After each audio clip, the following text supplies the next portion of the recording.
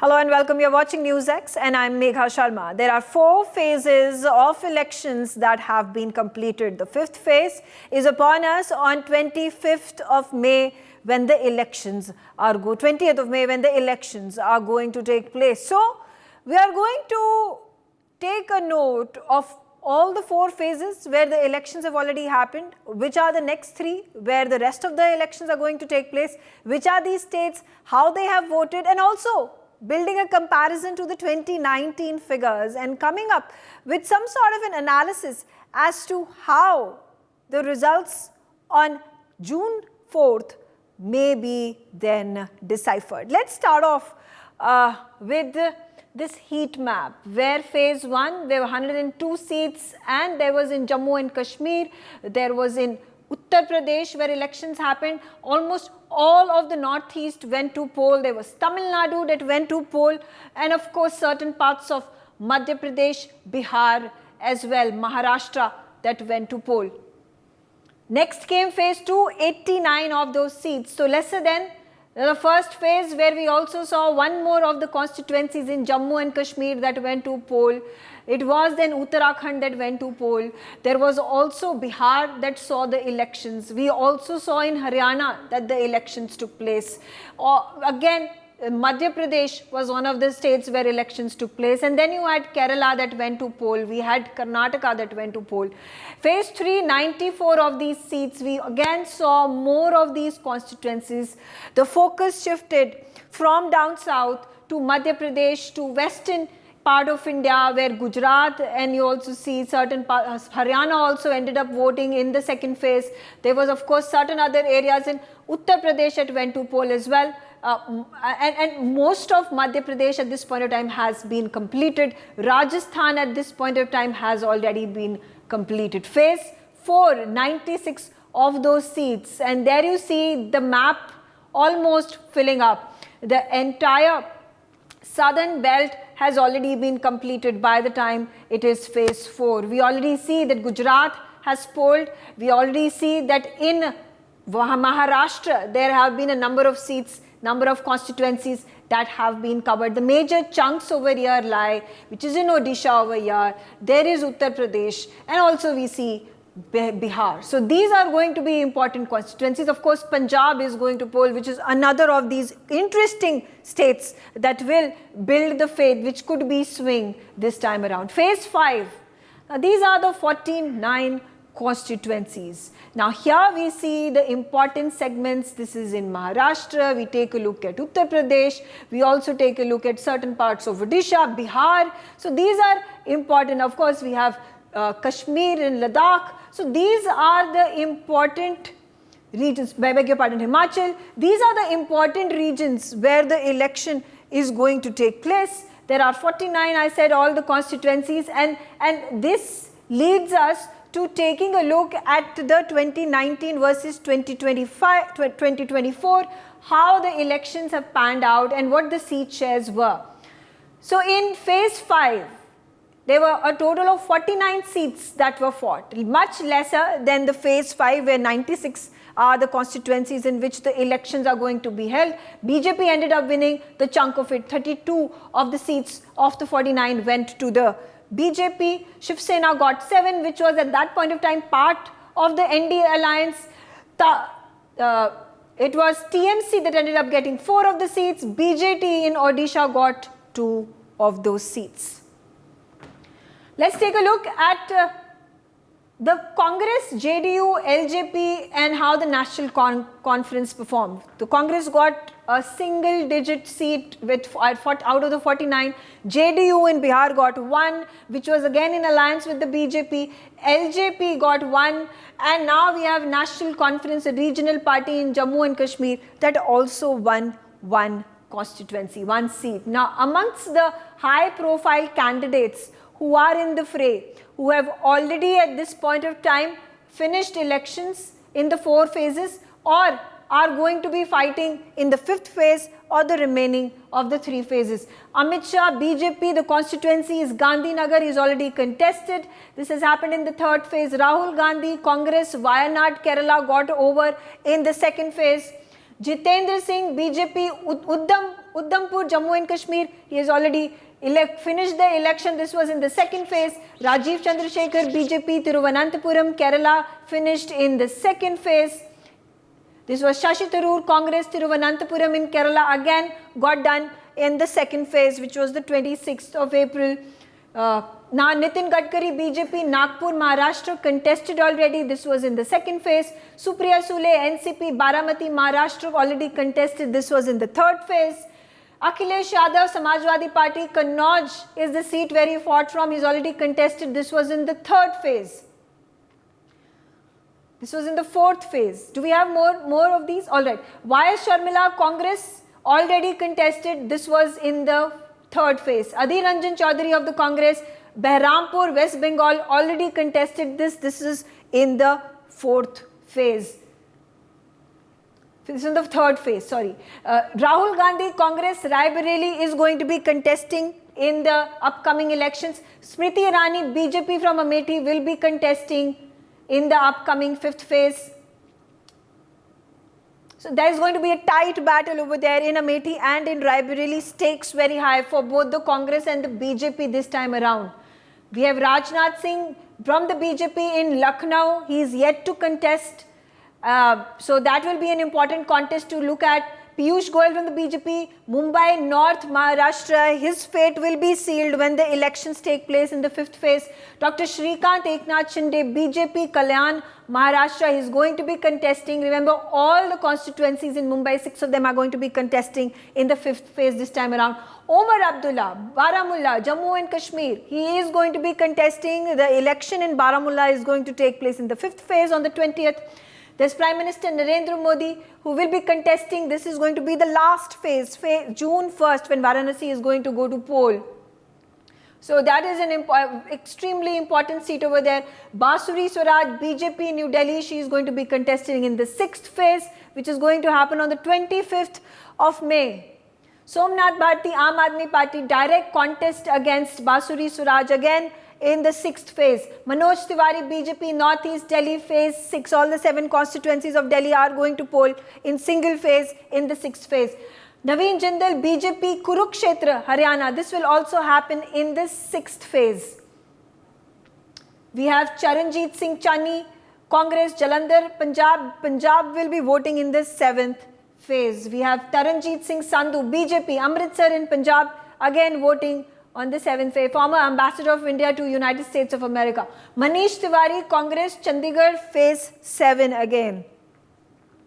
Remember, a sensitive state that is Punjab, full of power tussles that we see between the Aam Aadmi Party, Congress and the BJP. Here's taking a look at how the voting percentage has been in the past 4 phases that have passed by. Now, phase 1, 66.14%, slightly lesser than the last time around. Phase 2 at 66.71%. Phase 3 at 65.68%, which has dropped by about a percentage by the time we came to phase 3. Phase 4 at 67.25%. So it has marginally increased by about 1.5 percentage points. Voter turnout in phase 1. There were 102 constituencies, as we mentioned, that had come out, that had been voted on.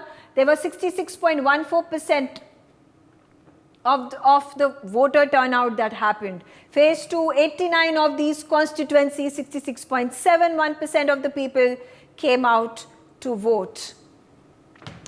Phase 3, 65.68% of the people came out to vote in 94 of these constituencies. And finally, phase 4, there were 67.25% who came out to vote in these 96 constituencies. All right, so now that we have an understanding of how there have been voting that has been taking place, how the different phases have seen a number of candidates who are in the fray, how they have fought the elections, how there have been a number of people who have increased when it came to voter turnout in the fourth phase to about 67.25%. And will this momentum continue to be carried forward in phase 5 and the remaining 3 phases, phase 5, phase 6 and phase 7. Let's start our conversation. Joining me on the telecast, I start with Dr. S.K. Datta. Now, Dr. Datta, we have the numbers over here. We have the phases, the phase 4 that has finished election, phase 5 is on the anvil, and we've also made these comparisons of how the constituencies in the various phases had been won by various political parties in 2019 versus if we were to make projections in 2024.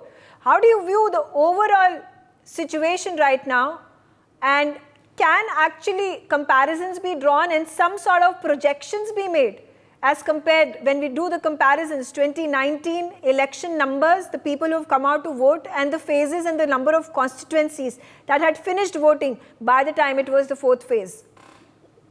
Well, good evening, Megha. What I understand is this is as far as I understand the things with the way it has gone in the election. I think BJP-led NDA has already won the polls.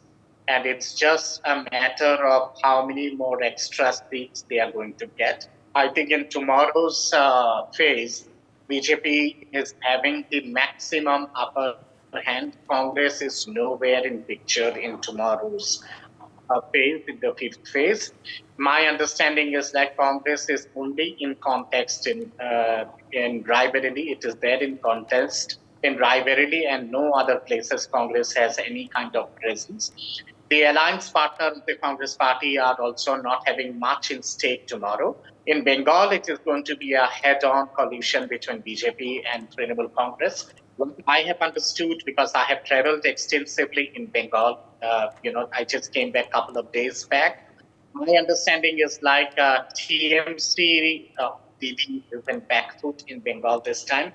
That is because of series of scams, Sandesh Khali, and misgovernance, violence, and everything, and people are coming out in hordes. They are wanting a parivartan, they are wanting a change, and I think that change, that parivartan, is getting reflected towards the Bharatiya Janata Party. So in tomorrow's election in Bengal also, TMC would be losing 1 or 2 seats in my understanding, and BJP would be winning another extra 1 or 2 seats. So it is going to be an upper hand for BJP in Bengal. In UP, I have said that Congress is in contest only in Rae Bareli, and there also it is a tough battle. It is not an easy cakewalk for Rahul Gandhi, and in no other states Congress is actually in position to win any seats. In Odisha, BJD is in back foot. BJP would be giving a very tough run of BJP this time in election, and I think Odisha also would see a significant rise in the number of seats for the Bharatiya Janata Party. What I understand is like in the last 4 phases, in my understanding, BJP has already crossed the halfway mark of 272. Okay. If we compare with 2019 elections, in this present phase, BJP had won maximum number of seats out of the total 49 seats which are going for polls today. My understanding is like in tomorrow's poll also, BJP, in my understanding, would be getting somewhere around 43 to 45 seats out of the total seats. So it is edging towards the 400 par mark for the NDA, and BJP alone, in my understanding, after the completion of the polls, it should be somewhere between 360 to 370 seats. Okay, very interesting. Very interesting. Let me also get my other panelist into the discussion. Piyush Pant, projection being made by S.K. Datta that BJP will be able to comfortably cross the margin of 350-360 seats. And there is going to be the completion of the agenda that has been put forth, the ambitious target that has been put by the BJP of crossing 400 seats. Now, talking about a reality check, what do you think the actuality is on the ground, keeping all practical matters at hand, and also the 49 seats in which these parties are going to be in the fray in the 4th phase? Well, if you put some significance to the delay tactics, of Election Commission in producing the actual number of votes cast in each phase of the election this time. Then I might agree with Mr. Datta's assessment or estimation, because last time BJP had gained 32 seats out of the seats which are being contested this time in fifth phase. So that was the maximum. 2019 was the maximum for BJP which it achieved, because it was still high on Modi's expectations, people's expectation from Modi, and Pulwama was there. So this factor was there. But this time, there is no such thing as Modi wave. And even Modi's statement at different meetings, and which are totally out of context, and which shows his frustration that BJP is facing from the opposition. In light of that, I think this time BJP is going to lose some seat than gaining more than that.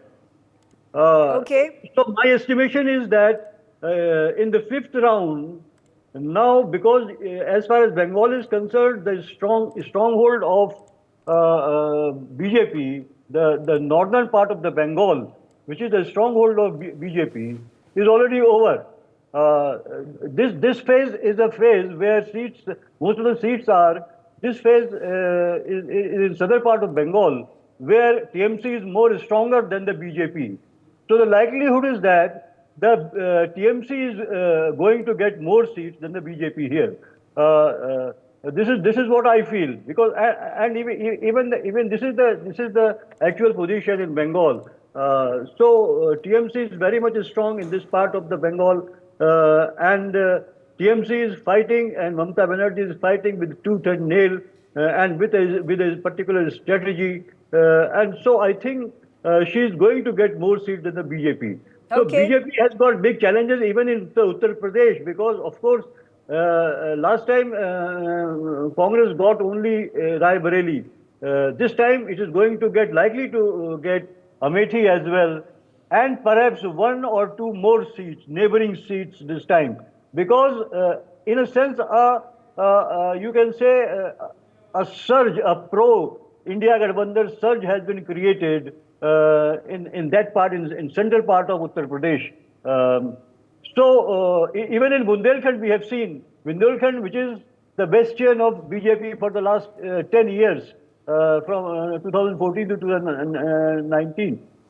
Both years we saw BJP had a complete sweep over there. But this time we had seen a very mass of people attending Akhilesh and Rahul Gandhi's meetings. And so there is some sort of an anti-incumbency against the BJP government over there also. Okay. So what I feel is that there is going to be certainly this round, in the fifth round, BJP is going to lose some seats than what they got in 2019. Okay. All right. Rishabh Bagri, 14 seats in Uttar Pradesh, most important, highlighted since the start or even before the start of the campaigning that happened in the country, was Amethi and Rae Bareli. Now, these are the big ticket fights that are taking place. The entire country, the media, the public is all going to be focused on whether Amethi is going to be won by the BJP or the Congress, whether Rae Bareli is going to be won by Rahul Gandhi. This is a prestige battle both for BJP in Amethi and for Congress in Rae Bareli. What are who are you putting your bets on? Hi, Megha. When we're talking about Uttar Pradesh, we also need to understand in 2019, there was a very deadly combination of BSP and SP. That was on paper and on ground was a very strong combination. Now, BSP has been replaced by a party which is a very small party, a 2% party, which is a Congress party. So that, deficit cannot be bridged. So Samajwadi Party plus Congress cannot match with the Samajwadi Party plus BSP in 2019. So definitely the coalition has weakened this time.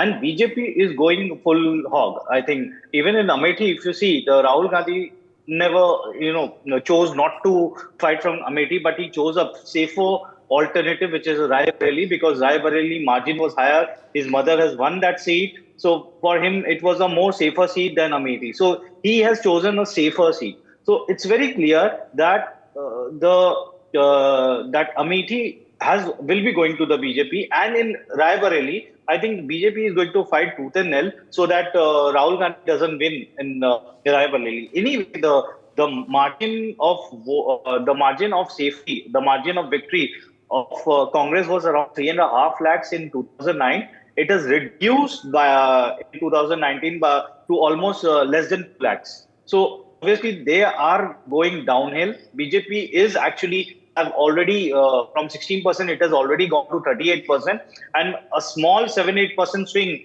from both sides can do lot of upset lot of apple carts. So that is one thing which we need to understand. So Right. Uttar Pradesh is one state which is firmly behind BJP as per the all the phases has gone. All the previous four phases has gone. Even in the fifth phase, which is a very strong area of the BJP, where BJP has lost only one seat, which was Rae Bareli. I think that is one thing they will try to make it a clean sweep. So, and secondly, Megha, you need if you give me. Yeah, please go ahead. Yeah, if you give me some time, I just need to understand that we need to see that there's a several trend which is clearly visible in the last four phases. The phases are very, very important because we need to understand that Mr. Modi has again demonstrated that he has an unmatched ability to connect with the masses. This is a very important thing which we are seeing again. Secondly, the excitement that Modi has been able to build among the electoral is unprecedented. So people are again coming and actually flocking to see him. So that is also, and the vote is getting converted, which is also very important thing. And the Congress ecosystem has actually virtually given up in this election. I mean, if you see their body language, they have started blaming EVMs. Now you talk to them, all this thing, भैया EVM है तो कुछ भी हो सकता है. What kind of talk you are having if you are blaming EVM? The controversies that are being raked up by the Congress or India Alliance with regards to EVMs, this has been a perpetual issue that is raised by political parties from the start of our constitution, the elections that used to take place in the country. So when booth capturing and tampering of votes, and now to the EVMs and the VVPATs, this is the technology may have changed, but the allegations continue. Whether it is BJP against the Congress, BJP against the UPA at one point of time, or it is the India Alliance against the NDA this time around and in the last 10 years. All right. Coming back to Dr. S.K. Datta, and again, I'm going to shift my focus once again to Uttar Pradesh. 14 of the seats that are going to be fought of the 49, which is majority of the seats in Uttar Pradesh have already been fought on. And it is going to be a make or break deal for BJP, because if it is able to win more than the 62-63 seats that it won in 2019, then well and good. But if the seat share and the vote share for BJP reduces, even marginally, there would be moral victory that will be claimed by the Congress and the Samajwadi Party. Well, Megha, personally speaking, I do not see any kind of foothold for the Congress party in UP. People might say that, Priyanka Gandhi is attracting so much of crowd. She had attracted so much of crowd in 2019 also. She had attracted so much of crowd in the assembly election also. What was the outcome? Congress could win only 3 seats in the assembly election. And don't forget, Priyanka Gandhi was the Prabhari. Priyanka Vadra, she was the Prabhari of UP for the assembly elections and for 2019 elections also, and she was the General Secretary of the Congress in charge of UP. And that was the outcome. People love to come and see poster boys and poster girls, and they get a good amount of entertainment, which they lap it up, but it doesn't get translated into votes. There is a way for Modi Yogi in UP, and that wave has escalated more now after the completion of the Ram Temple and series of other issues which have come up one after another, and the extreme pro-minority, extreme pro-Muslim stand being taken by the Hindi Gadbandhan, that has consolidated the Hindu voters in a big way towards the Bharatiya Janata Party.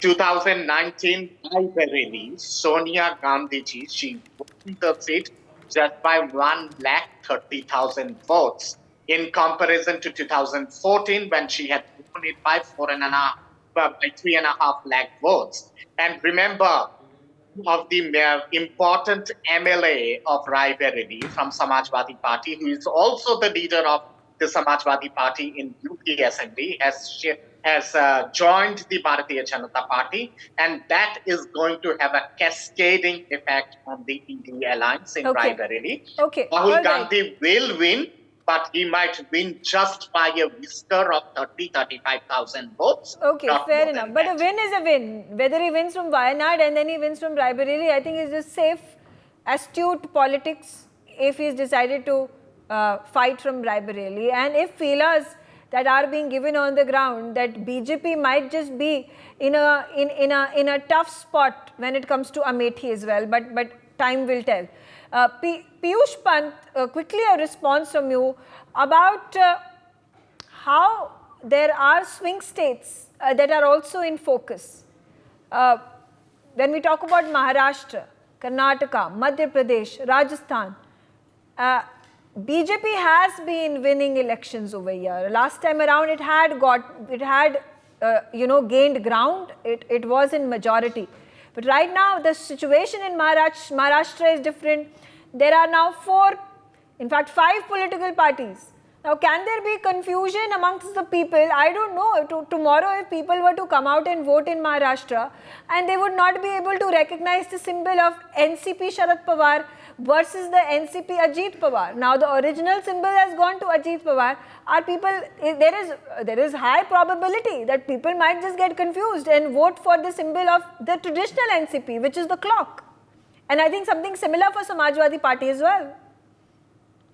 Yeah, that's true. You know, in Maharashtra is the one state where this confusion prevailed just about 15 or 20 days, till 20 days ago. You know, nothing was clear.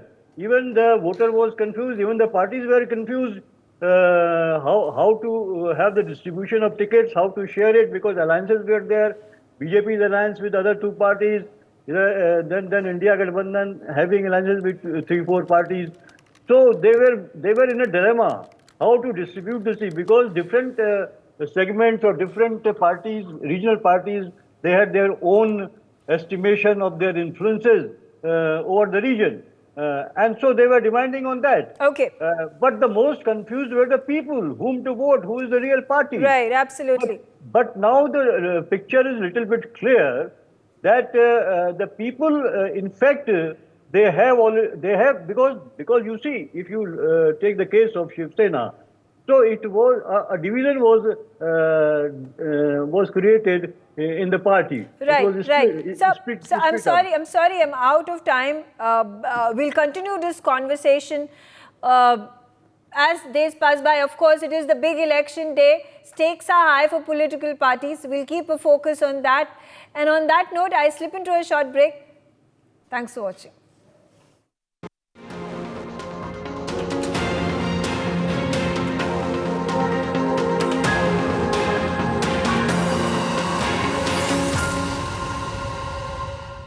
For more such videos, subscribe to the NewsX YouTube channel, hit the bell icon.